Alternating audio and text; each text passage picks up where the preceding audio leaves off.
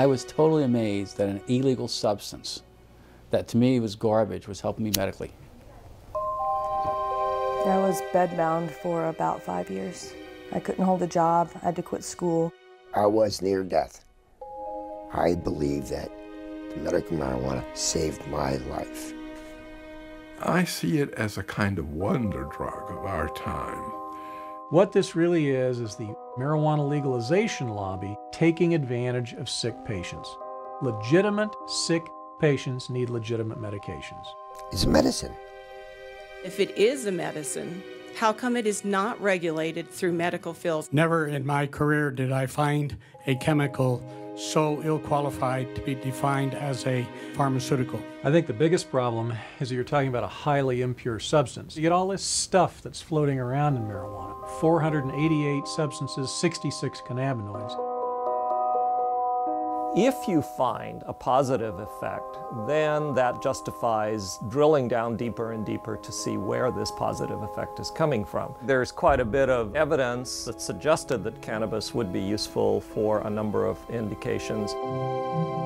Migraine and nausea and vomiting. Marijuana contains anti-inflammatory, antioxidant, and probably anti-cancer compounds.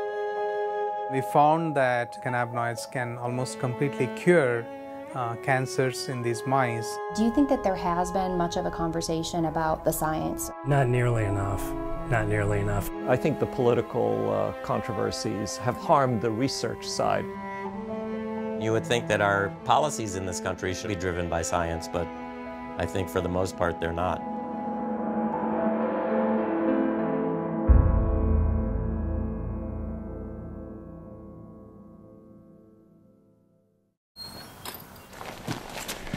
I'm not one for just sitting around.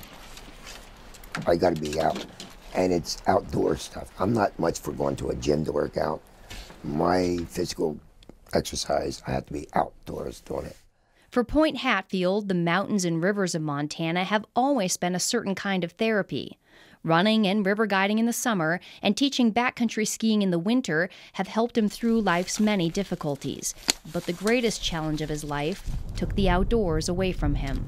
It was like 2 days after New Year's. It just dumped 2 feet of snow. And a group of us skied from Mammoth down to Gardner after work. And we went out for dinner. And when we were sitting having dinner, I just went like this and, there's a lump there. I had a radical neck discectomy. So they cut out this side of my neck. They took out the cleidosterniomastus muscle and all the lymph nodes. But the cancer came back. 2 more tumors and another surgery later, it was clear Hatfield would have to endure chemotherapy and radiation. Chemo and radiation were horrible, literally horrible, because I was throwing up almost all day long, every day. I zapped every ounce of life I had in me, just about. I was just hanging on by a thread. Just like he used to, Hatfield turned to the outdoors for comfort, trying to ski a small hill in his backyard. So I got 2 runs of 2 turns in, and then that's all I could do, wipe me out. 2 days after that, I went cross-country skiing with my wife, and I was able to do about a mile. That's all I could do. I was exhausted. Then after the 3rd round of treatment, I couldn't do anything. Hatfield's athletic frame melted from 160 pounds of muscle to barely 124 pounds. I used to have 15-inch arms, biceps. They went down to 9 inches. I used to have thick legs. I'm skinny now. I'm not used to being skinny. Are there things that you know that kind of trigger your nausea and things like that? No, it just comes. Just like that, it just comes. And we've used the other anti-nausea medications with you. I was on Ativan. I was on Zoloft. I think Zofran too. And there was a couple of steroids that I wore a patch with. I think there was a couple other drugs too that they tried.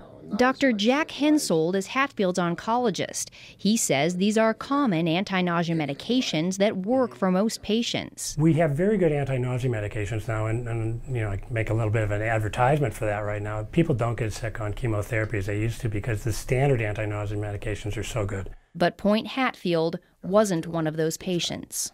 They just did not work. Not at all? Not at all. Didn't alleviate anything. So what was the next step? Well, then Dr. Hensold asked me if I would be willing to try medical marijuana. I said, I'll try anything.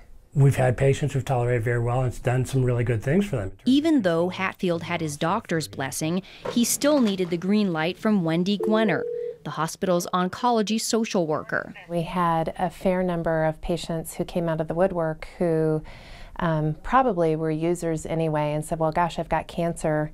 Can I get a card? And the answer is no, you can't. Gwenner carefully evaluated Hatfield's case, just like she does with every patient, before signing off on the medical marijuana recommendation. We have to be screening you and making sure that we've used appropriate medications as first-line treatment if our antiemetic medicines have not worked well, and we've gone through our cadre of medicines, then we would go to medical marijuana. After I got the medical marijuana, it just alleviated so much of that sick, pukey feeling, and alleviated the throwing up.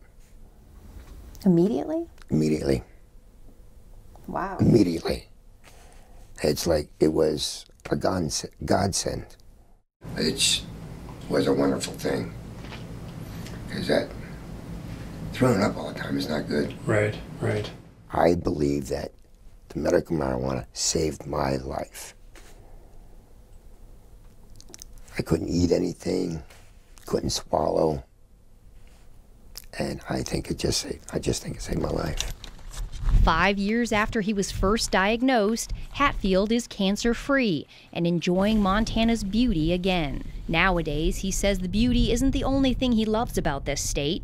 He loves the progressive voters who passed the state's compassionate use medical marijuana law in 2004, allowing patients like him the option of using a drug at the center of a growing controversy.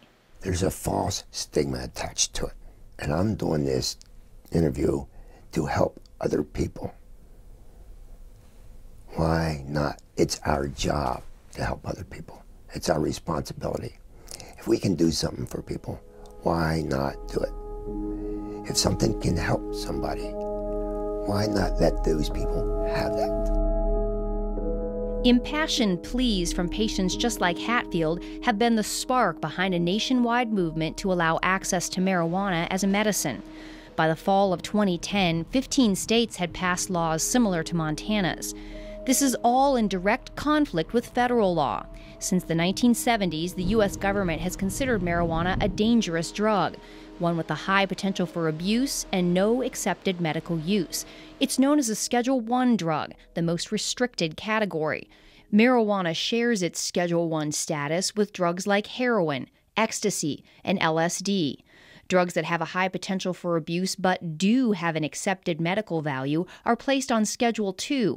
Some of the drugs currently on Schedule II are methamphetamine, cocaine, opium, and morphine.